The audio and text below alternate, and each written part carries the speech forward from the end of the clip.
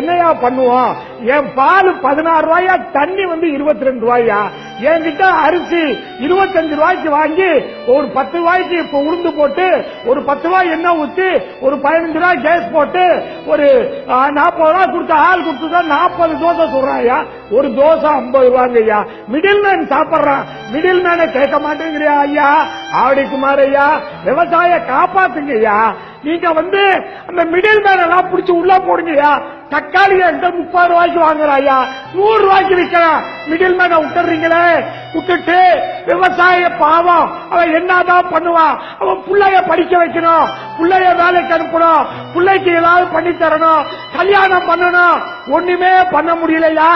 விவசாயி மகன்னா பொண்ணே கொடுக்க மாட்டேங்கிறான். இந்தியும் விவசாயம் அவெல்லாம் 40 வயசு வரலையும் கல்யாணம் பண்ணாம இருக்காயா.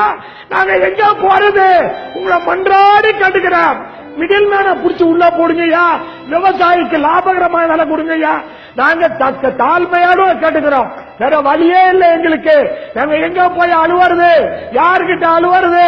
ஐயா சொன்ன மாதிரி கடனை வட்டியை ஒத்தி வச்சாலும் எங்களை காப்பாற்ற முடியாது. விவசாயிய இன்னைக்கு பேங்க் மேனேஜர் திருச்சியில ஒரே ஊர்ல ஒரு மேனேஜர் கண்ணதாசன், அந்த ஆளு போய் கேட்கிறாரு, சோறு திங்கிறியா, வேற எதையும் திங்கிறியா? உன் பொண்டாட்டிக்கு ஏயா சட்டை, உன் பொண்டாட்டிக்கு ஏன் சேலை இருக்கு, நீ வேஸ்ட் கட்டிக்கிறல்ல, கடனை கட்டுங்கிறாரு. எங்கயா போய் ஆளு வருது?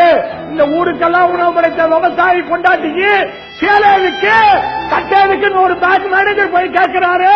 அவன் தற்கொலை பண்ணா என்ன பண்ணுவான்? அதனால அரசாங்கம் விவசாயிக்கு, நெல் விவசாயிக்கு ஏக்கருக்கு 30,000, புஞ்ச விவசாயிக்கு ஏக்கருக்கு 25,000, கரும்பு விவசாயிக்கு 50,000 ஏக்கருக்கு, வாழை விவசாயிக்கு 1 லட்சம், விவசாய கூலிக்கு ரேஷன் கார்டுக்கு 15,000 ரூபாய் மாசம் கொடுக்கணுயா.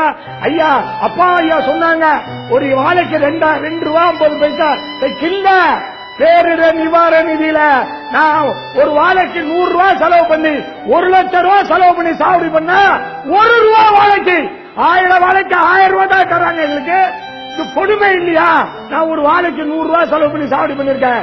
பேரிடர் நிவாரண நிதியில ஒரு வாழைக்கு 1 ரூபா, ஒரு ஏக்கருக்கு 1000 ரூபாய் கொடுத்தா நான் எங்கயா போய் அழுவுறது?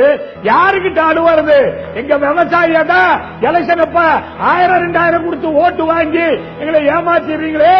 நாங்க அதனால எங்களை கண்டுக்கவே மாட்டேங்கிறீங்க ஐயா. நன்றி. மற்றவங்களுடைய கருத்தை கேட்கணும்.